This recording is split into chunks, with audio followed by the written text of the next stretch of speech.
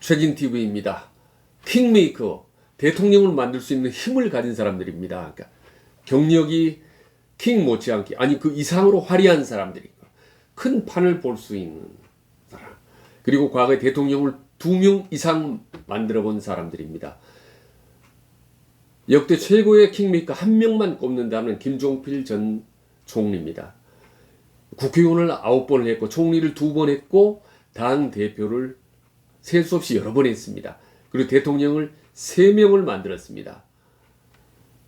박정희 대통령 5.16 쿠데타를 통해서 만들었고, 김영삼 대통령 3당 합당으로, 김대중 대통령 DJ 연합으로 만들었습니다. 대단하죠?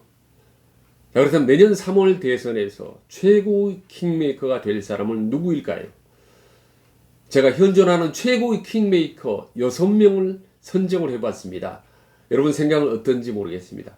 자, 여러분 낯익은 얼굴들 아니겠습니까? 킹메이커는 여러분 참모하고는 다릅니다. 참모는 리더가 시키는 대로 따라서 하지만 킹메이커는 오히려 반대로 리더에게 이렇게 하십시오 저렇게 하십시오라고 시킬 수 있는 사람들입니다. 그리고 집권을 하게 되면은 자기의 지분이 있고 영향력이 있기 때문에 킹도 어떻게 쉽게 함부로 할 수 없는 사람들입니다.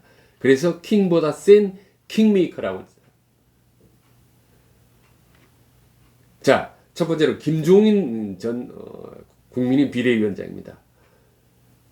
워낙 대중적 인지도가 높기 때문에 이 사람이 누군가를 지지하거나 미는 순간 그 사람은 엄청난 힘을 받게 되고, 그리고 대선 판이 요동을 칠 정도로 영향력이 큰 사람입니다.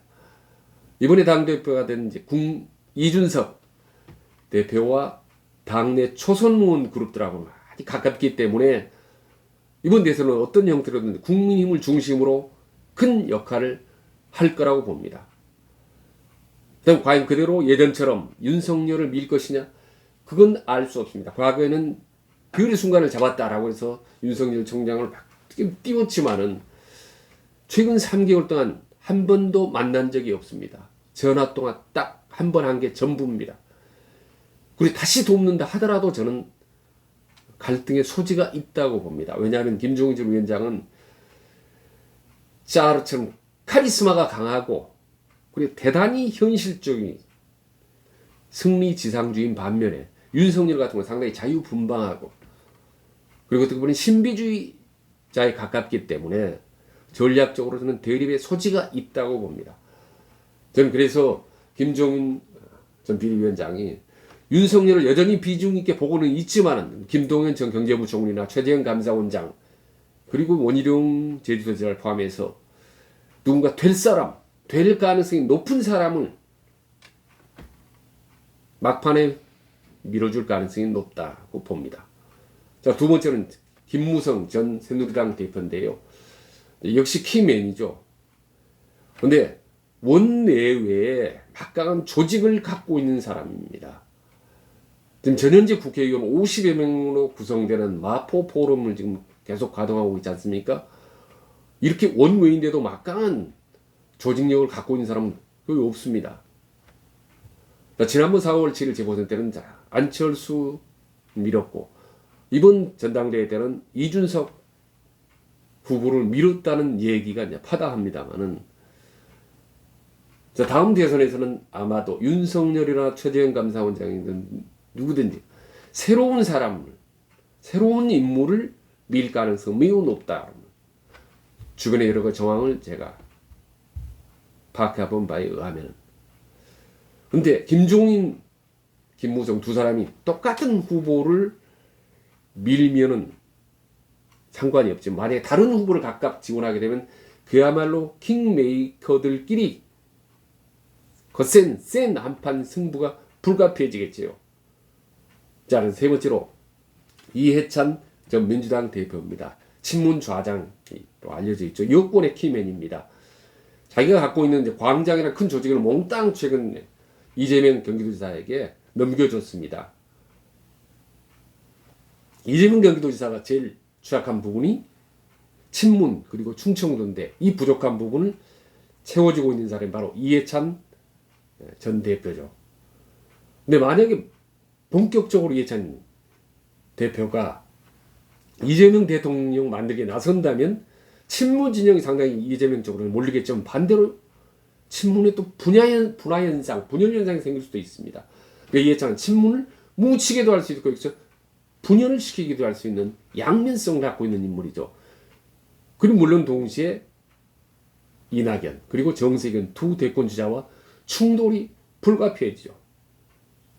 자, 네 번째로 박지원 전 민주당 대표인데요. 현직 국정원장입니다. 그렇기 때문에 대선에 개입할 수도 없고 해서도 안 되도록 법에 규정이 되어 있습니다. 그러나 박지원 하면은 이제 워낙 정치 구단이고 정치 DNA가 이제 확 발달되어 있는 사람이기 때문에 남북관계라는 한미 정상이라면 여러 가지 다양한 형태, 어떤 형태로든지 대선에 역할을 하지 않겠느냐라고 짐작을 해봅니다.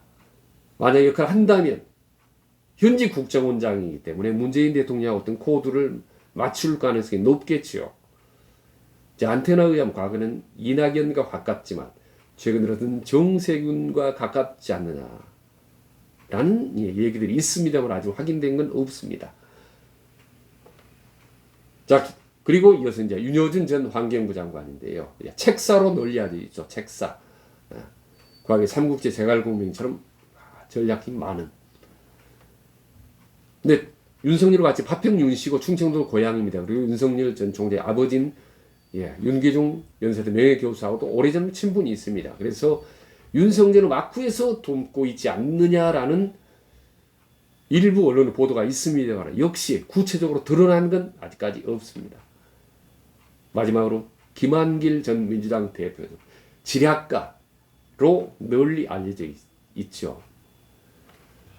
자, 한때 광화문에 사무실을 차려놓고 윤석열 대권팀의 좌장 역할을 하고 있다라는 상당히 신빙성 있는 언론 보도가 좀 나왔습니다만은 역시 구체적으로 드러난 팩트는 아직까지는 없습니다. 만약에 김한길 대표가 본격적으로 윤석열을 돕는다면 중도 확장이라는 전략적으로 상당히 큰 도움이 되겠지요. 자, 그럼 결국 종합해보면 6명의 킹메이커들이 아직 본격적으로 특정인을 딱 지목해서 본격적으로 대선판에 뛰어들지는 않았다. 그러고 보면 아직 대선판이 본격적으로 시작되지 않았다고 볼 수 있겠죠. 그리고 고려되고 있는 사람은 윤석열, 이재명 정도에 불과합니다. 자, 그래서 앞으로 6명이 이 킹메이커들이 어떻게 움직이는 건지를 눈여겨보시면 대선판이 어디로 흘러가는 건지 그리고 누가 대통령이 될 것인지를 여러분들이 파악하는데 결정하는데 큰 도움이 되리라고 봅니다. 이상 오늘 킹메이커에 대해서 말씀드렸습니다. 최진TV 변함없이 이용해 주시고 사랑해 주시면 더 열심히 하겠습니다. 고맙습니다. 최진입니다.